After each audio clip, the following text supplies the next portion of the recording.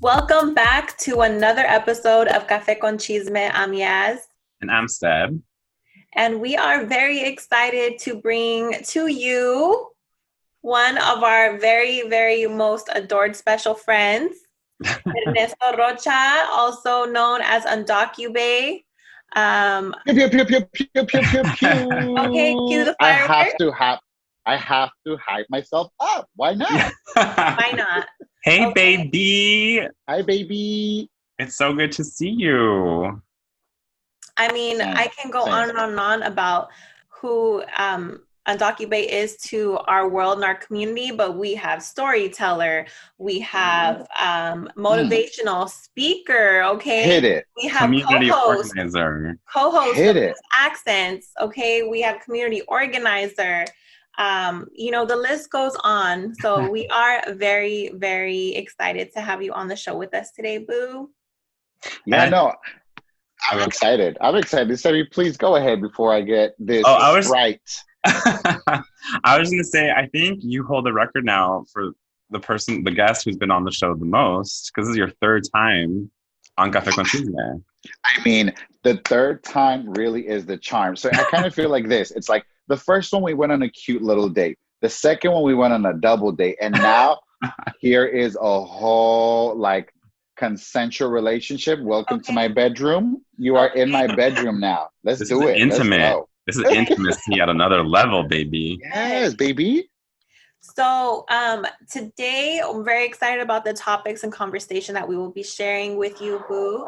But I think a really beautiful way to start and to provide some context to our listeners is to kind of share a little bit about the performance that you and Seb did together called Mi Primo Marica. Yes. Share with us what that was for those that could not be there. Well, I mean, so Seb and I have been sort of talking about for months. We had talked about the possibility of collaborating, working together on a project. And one of the things that we started just chit-chatting, kikiing about was like our queer memories, like memories of what it's been like to grow up queer, to grow up in the US, right? Although different circumstances, but we just kind of started talking about it. And one day we just decided to say, hey, what if we actually like share our stories together, put them in like a kind of sequence, kind of a show. Oh, and also apply for a conference so that we can go and present at a conference. And I was like, what? ¿Qué es eso? La profesora, she wants me to go to a conference? Right, Seb? Sorry, I was like muted. Yeah, it was, because I think when I first met you, Ernesto, like I saw you do your performance for KPCC, right? Is that back in Long Beach? That was like in 2018, I believe. And that was the first time I ever saw you do what you do so beautifully on stage. And it was like in a big stage in a theater with a big audience, and all, your friends were all there. We were all there. And I think I remember telling Yaz afterwards, I was like, we need to work with him because, and that was before we were friends. Like we were just like starting to get to know each other. We were early in our friendship, courtship of friendship. I was like, ooh, do I like her? Do I like her beard? I don't know. Yeah. People keep mixing us up with each other. Right. Like, look, because I got this. Seb? Right? Am I not Seb or what? Oh man. Except that his head, their head at the top is just, this is everything. Ernesto was blessed with hair. I don't know. So that was the context in which we met, and that opportunity came up, and we thought it would be cute, and we got to do a live performance of Story, which is something Ernesto taught me. at oh my gosh, I'm blanking on the venue.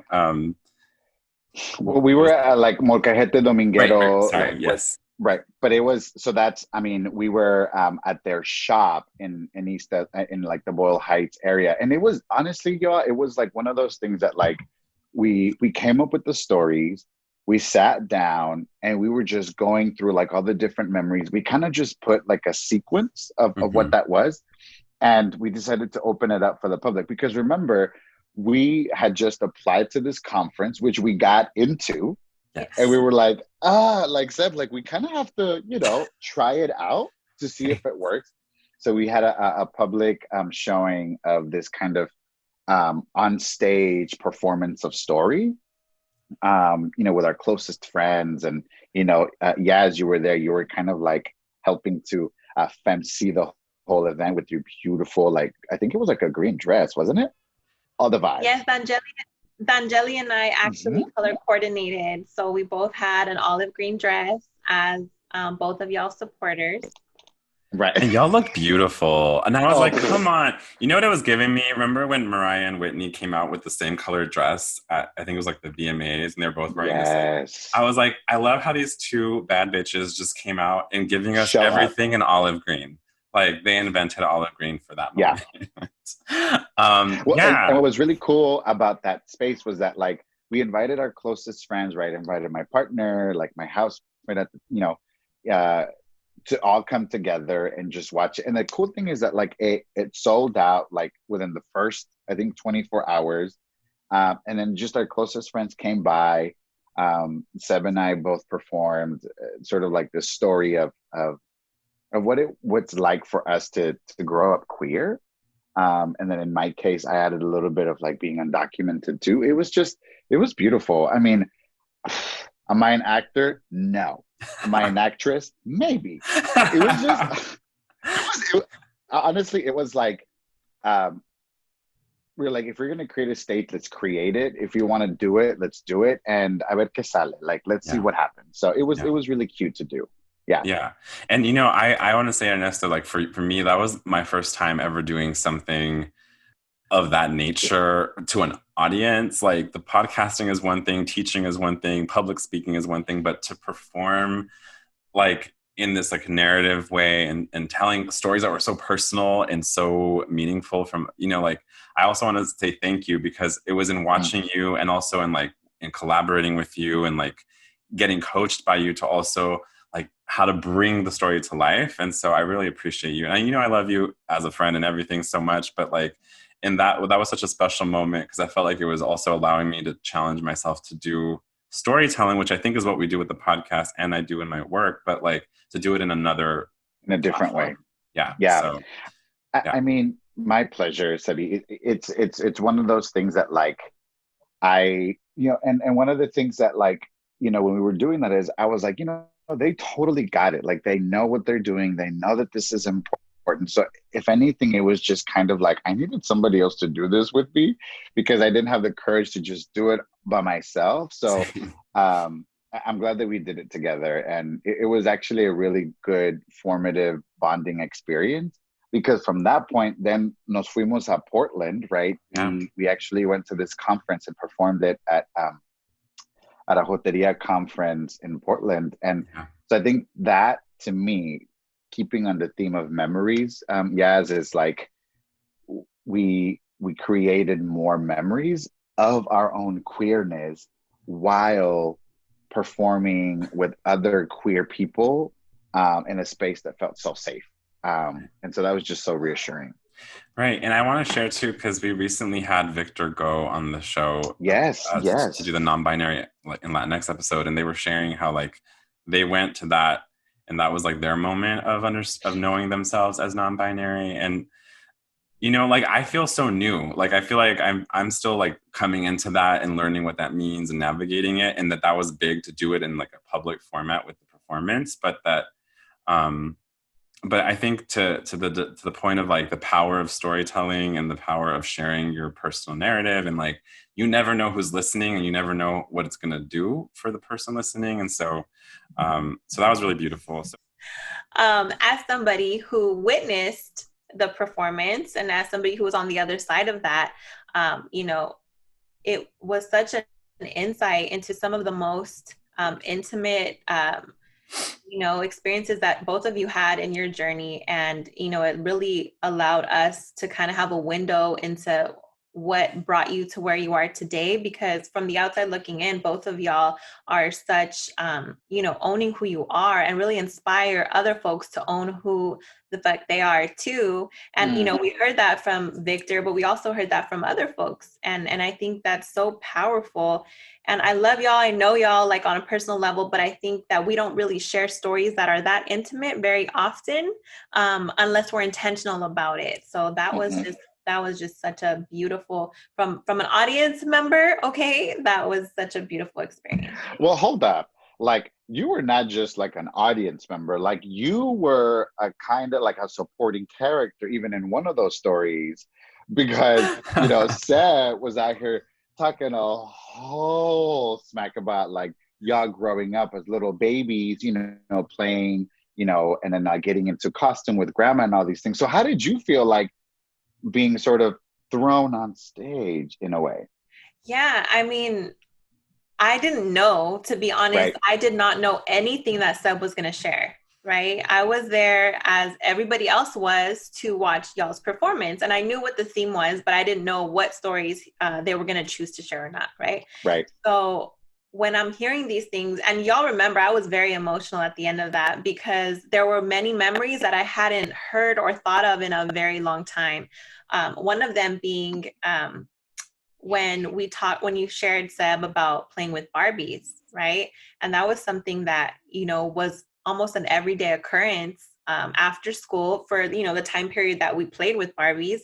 Every day after school, do our homework, eat a snack, go in my room and start playing with my Barbies. I had like a tub and bring it out and we would play.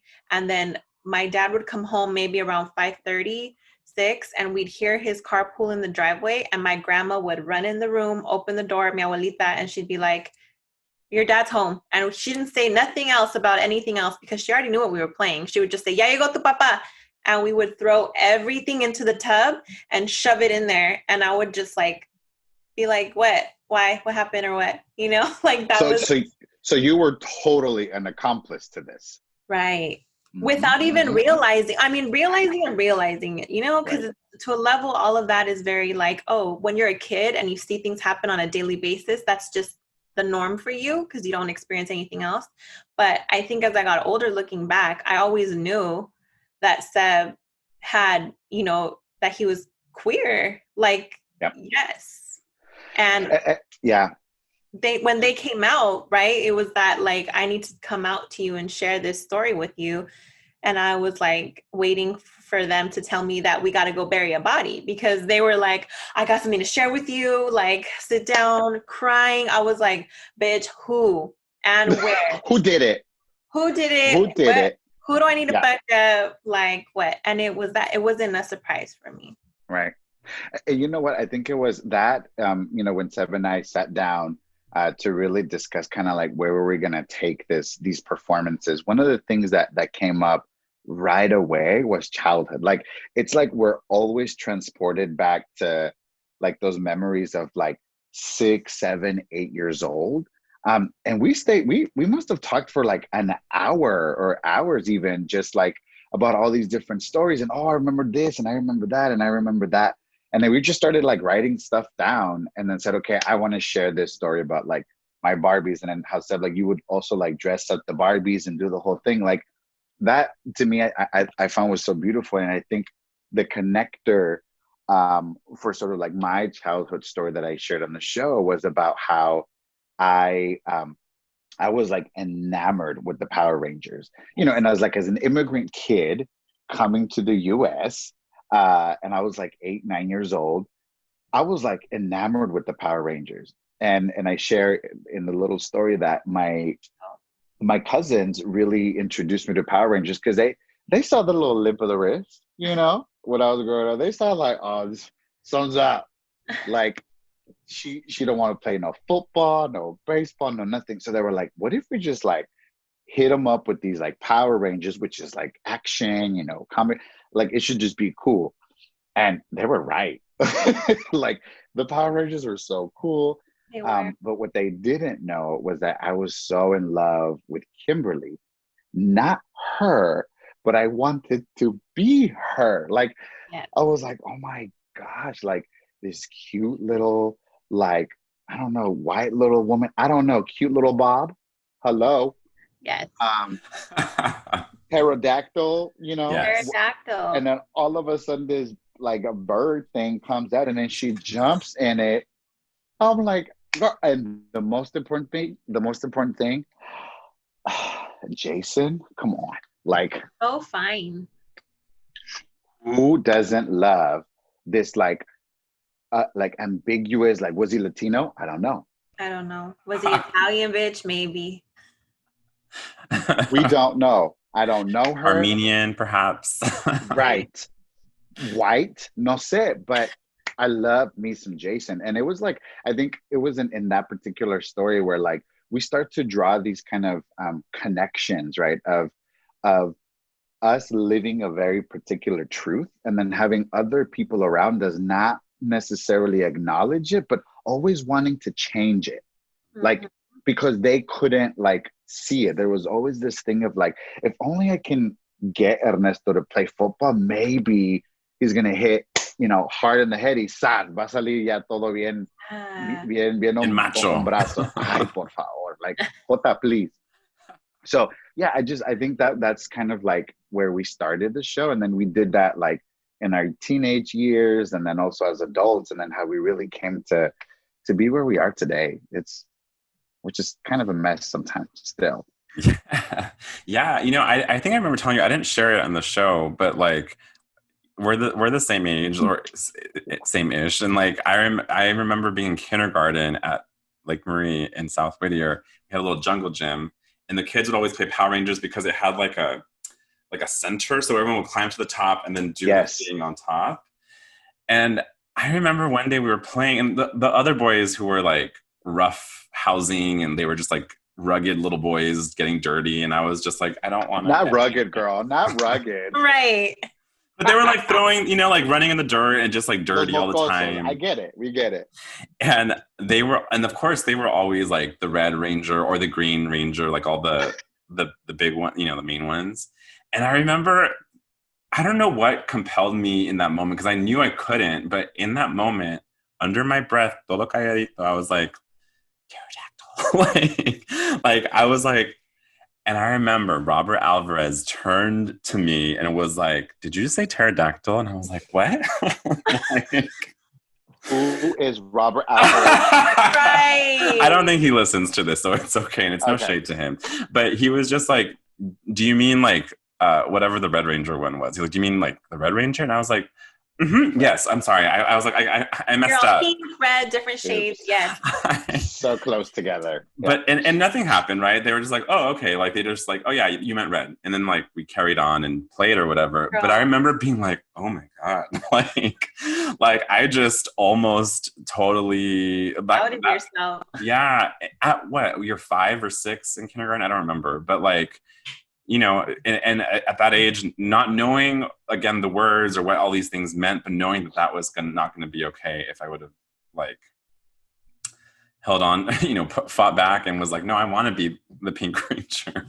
Well, I mean, like, again, I think what this did, just like going through this sort of process of putting the show together and then, like, doing it, now, honestly, like, we could obviously spend so many more hours on it, and I think we should, like, maybe perfecting it more and being able to really, you know, perform it and showcase it in other places. But I think one of the things that really came out for me was how many memories we've sort of like subverted or put in the back of our mind because of how painful they are, or of how like we perceive them as shameful, right? And I remember, like, after having the conversation and putting the show together, like, I would go home and be like, damn. And I remember this happened with my brother. And then I remember my mom doing this and then this. And the thing is that, like, those memories are also so bright in our minds that, like, for me, where I currently am, I guess, like, in my work is revisiting those memories, those experiences in my life, and then um, applying my current perspective to see what I have to learn from them. Mhm. And I wasn't expecting that to happen. I was just like, girl, let's do this cute little show. It's so cute. And I think and this actually, and I actually have to give a big shout out to my housemate, Agustin. I remember like years ago, I think it was maybe 2 years ago, they mentioned to me saying, you know, you speak a lot about being undocumented and like your sort of navigations and how you went through school and with your family and all that stuff being undocumented. But what about your queerness? Mm. She snatched your wig. She said, a gasp. She shaved me off, honey.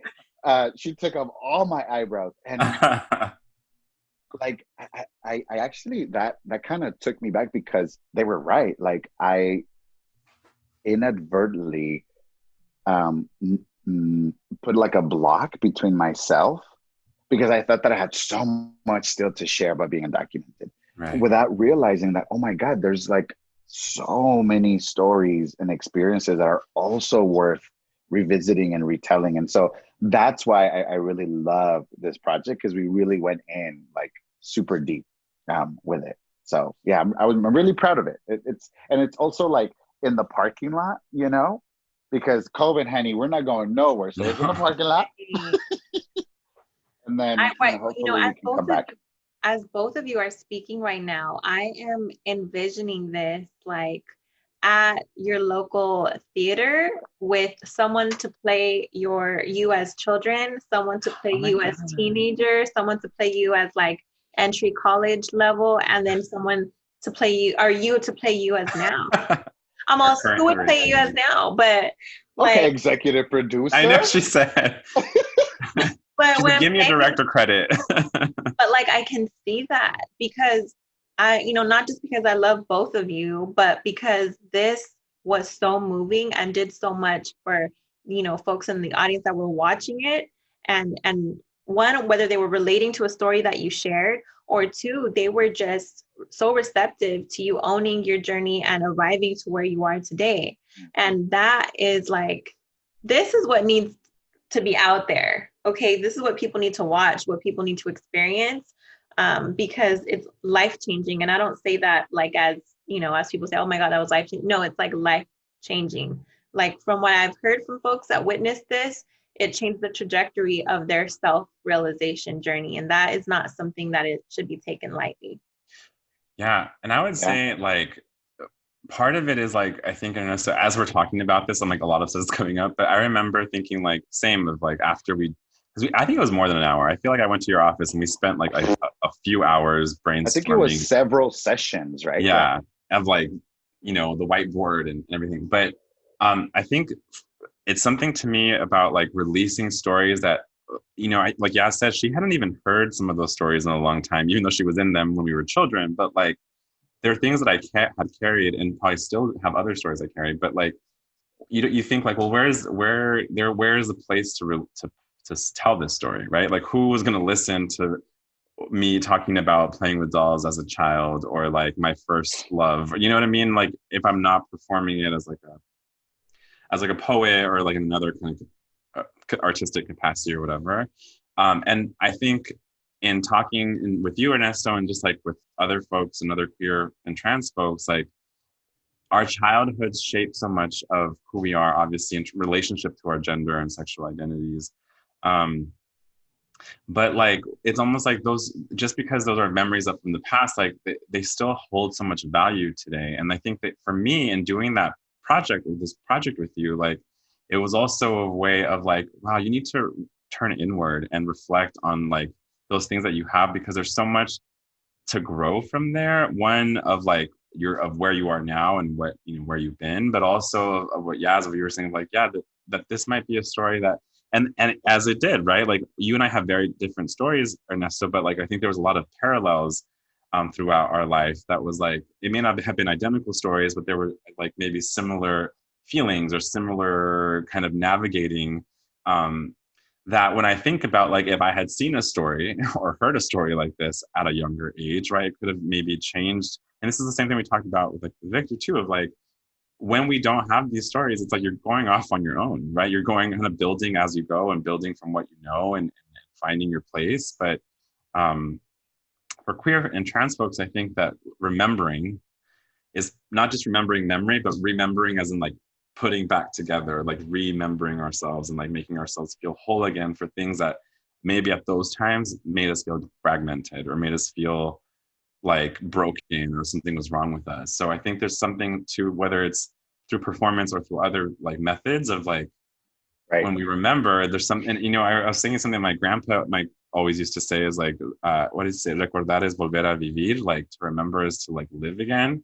And it's like I'm okay reliving those memories now because I have a different attitude and perspective to those things, right? Like now as an Right. adult who knows, who I think, you know, knows themselves more than they did at 6 and definitely at 21 or whatever, but like it gives you, it's almost like going back to it kind of informs who you are now, and also kind of lets you kind of inform where you're going, like and who you want to be, or where you haven't done yet. So um I yeah. know, because scandalo, like, because the last thing that I'll say about sort of reverting back is, I think for me, what that helps to do is to tell like that little 9, 10-year-old little boy, right? That loved Kimberly, that wanted to jump on that pterodactyl, that didn't care about football, that didn't care about baseball.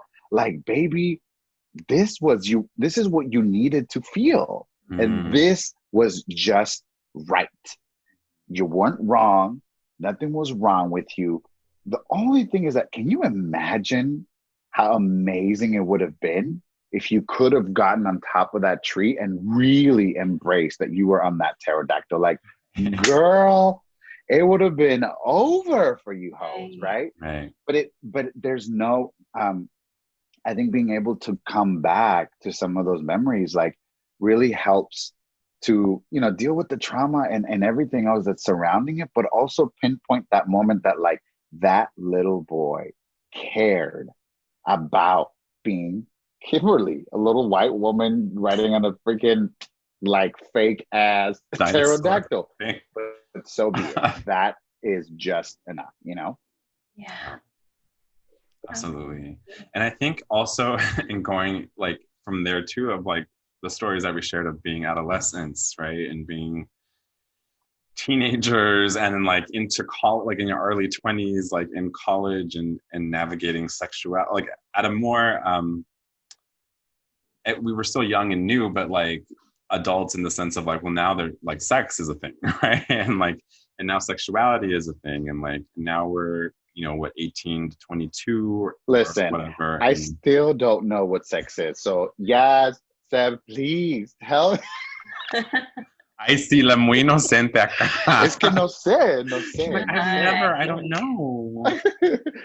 Ah, yeah, Um, no. in a way that those stories are also shame, right? And like I think I felt shame for a long time with those because I always felt like I came out late. Like I was 22, I had been with a woman for 4 years through undergrad. Eso pasó. And and and the friends I had who were out had come out like first semester of college, right? Like they got to wherever they were going and they're like, I'm here. And I was always like still so ashamed and scared um and then when I came out thinking of like, oh well, I'm like late to the party, you know what I mean? Like I don't have the story that like all these other folks have because I was still performing hetero or trying to perform heteronormativity for 4 years through undergrad. Uf, So qué fuerte, qué I know, fuerte. right? So I felt like doing this also was a way of like releasing those that feeling of shame, not of being gay, but of feeling like I didn't do it the right way or like not didn't do it on the right schedule that everyone else is doing. So yeah. So much stuff that we could really go on and on and on about, like all the memories. But I always think about like the people that were around, right? Also, because I think that they also experienced, for example, particularly in this case, like, yeah, as you sort of seeing Seb, for example, like go to college or come back, and then I would imagine of how close you all are now, that that they would also share some things about like their trajectories. And so I think like being able to add others' perspectives to it like makes it for a much more voluminous, right, and more of a complex story. I thought you were gonna say voluptuous, and I was like, yes. I mean, También eso. well, we have archives if you are interested in looking. I Not think archives. as folks come into themselves, or folks' wardrobe choices are really a part of their journey. Oh, Not the wardrobe wow. choices. So I feel like I, for one, am okay with making a scrapbook if that's what you would like. Oh, I thought you were gonna show them right now. Like, actually, here's Exhibit A. Actually, please allow share screen. Oh no. But in all serious, I mean, I joke and laugh at Seb's evolution, right, in their wardrobe. But in all seriousness, I think how we present ourselves to the world is really a reflection of where we're at with ourselves, right? And I think, Seb, your wardrobe choices as of late, and I mean the last couple years, you know, really shows and displays how you have arrived with yourself, right? And then there's no more stifling sweater vests, if you will. We're moving towards loving ourselves, and we laugh at the shade, and we're gasping, and we're taken aback. But in truth, like it's I mean, when I'm right, I'm Se right. acabó el show. I was not expecting this dragging to happen in this episode today. But it's dragging with a happy ending, if you will. Really? Oh. You know? With an actual happy ending, not like that blue sweater vest, Seb, please. 6 feet under, let it go. Girl, there wasn't just one. There were several. From age 4 to like 24. Right. I said, whatever you bought at Express is Hollywood or a holiday sale. Please, baby, throw it away. Wow. Oh, not Express. But you know what, girl? Just while we're on it, I may have been wearing that stuff, but you still had your looks from the girl equivalent of whatever. Ooh, yeah. No, and I don't say it to you. I never said Seb specifically. I said everybody's wardrobe is reflective of where they're at on their journey. 2010 was a hard time for fashion. Okay. I love that. Listen, okay, 2000. Oh yeah, 2010. I mean, I think I was still trying to dress like a little Mormon boy because I was like, esto va a pasar. Like this is, this is not me, girl. Please, like just let it go. And I think like, just being able to like accept it from parts, including your bad fashion, helps to contribute to sort of like what you become. I mean, as silly as that is, like it's absolutely true. But I mean, I think that like what's really cool is also like what's coming forward. Mm-hmm. Like what is it that we see? I think for me, like being able to have, my partner who I love, and then being able to start to like build like our own little familia the way that I want. Like that's really, I guess beautiful to say, but it's the way that I want to build my own little family. And then also to be able to share that sort of vision with my blood family. Yeah. And it's kind of odd and bizarre because they're kind of like, so you're just gonna like put a little vest on a dog and you're gonna take them to camping before you take us? And I'm like, well, yeah, y'all are trifling. You're gonna be out here judging me every day. Lola is gonna be cute with a cute vest and Big Sur, right? Yeah. So I think like that to me is really where a lot of like hope and love really resides, is in like what we can continue to build for the future. Because I think, just like you and I have created that memory of putting the show together, the event, going to Portland and hanging out. And Yaz, you also were there in Portland, right? To be able to hang out together, we can do the same thing to look forward, right? Yeah. Whether it's, me getting a house or getting, I'm not saying another dog, or being able to materialize like what our dreams are of, living happy. Absolutely.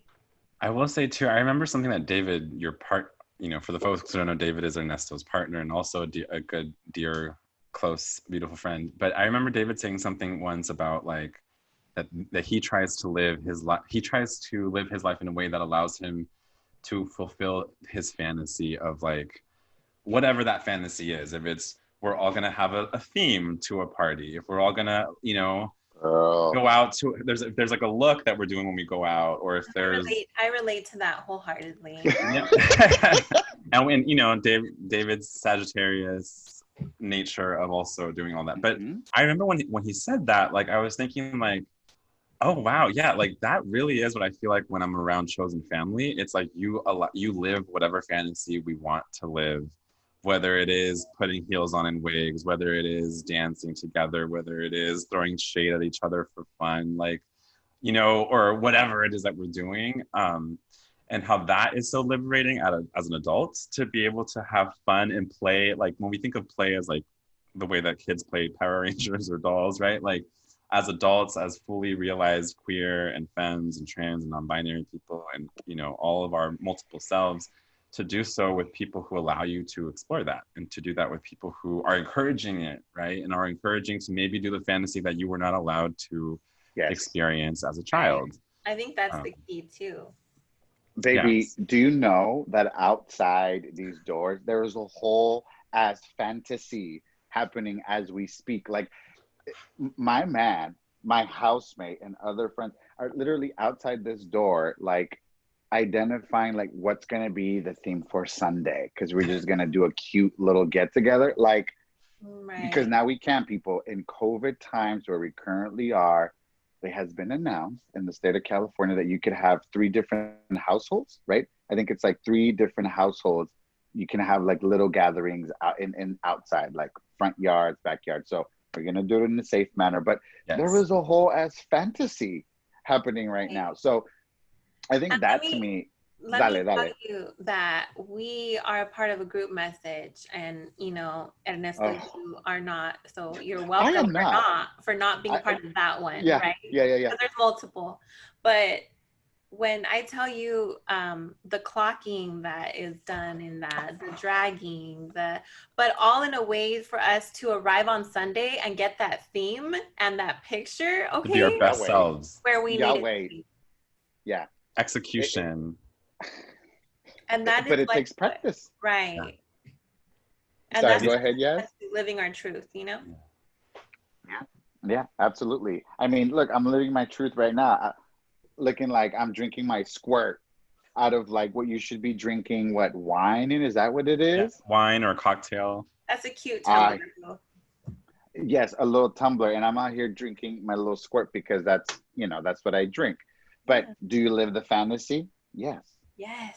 You know, so that's really all that it's about. And so I think for me, I really like that you brought that, Seb, because to end, I think the ability for us to play and have a great time at just creating your own fantasy, your own sort of universe, how you want to play, how you want to be, it's just so beautiful. That's one of the things that I've learned from my chosen family, is that it is okay to just like play, kind of like that 9-year-old little boy that wanted to go on top of a tree and be in a pterodactyl. Like they're like, bitch, you better go out and do it. Like if you want to be Kimberly, you better learn how to fly.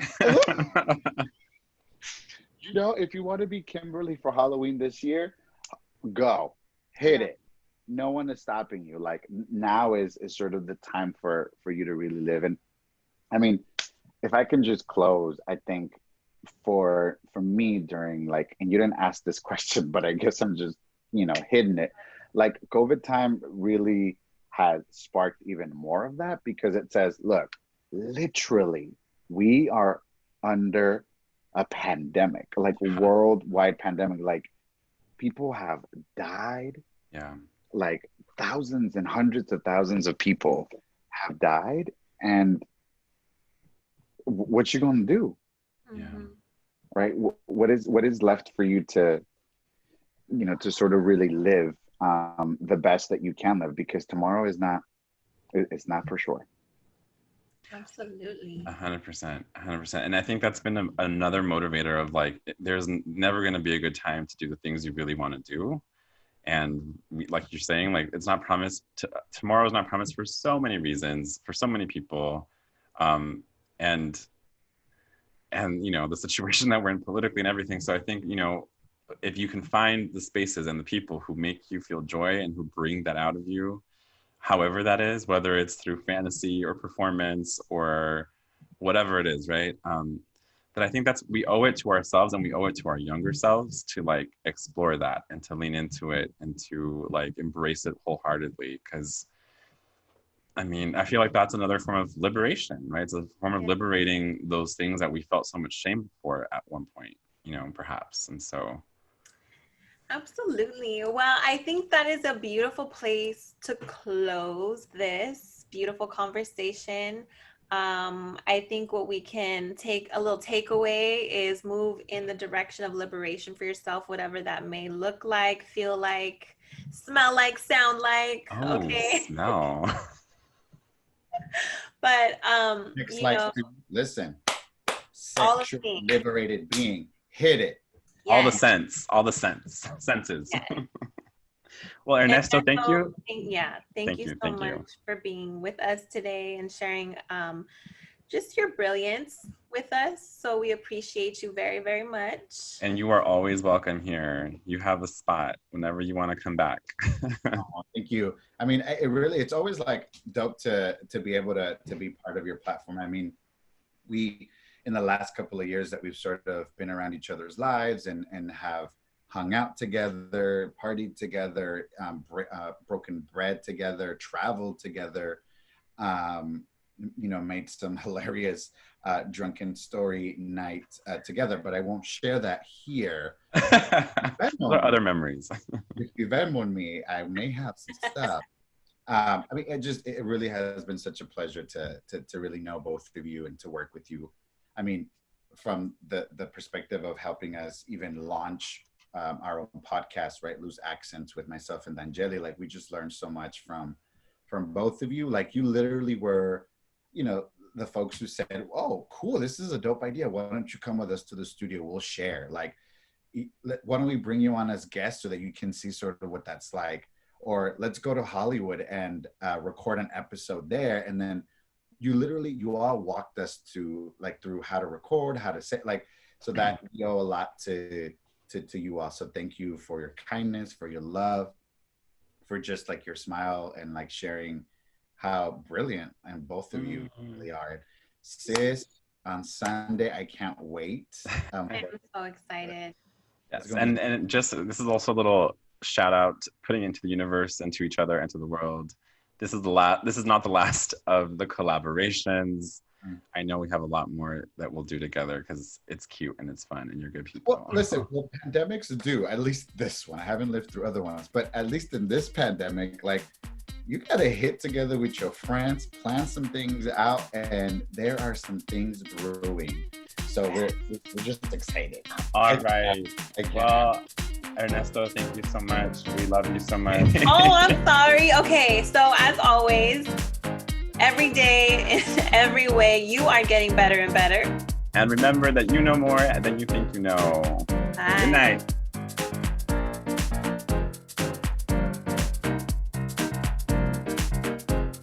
The hat is everything. Mírala. Speaking of fantasía, Right. Fantasia. Me asusta, pero me gusta. I love it.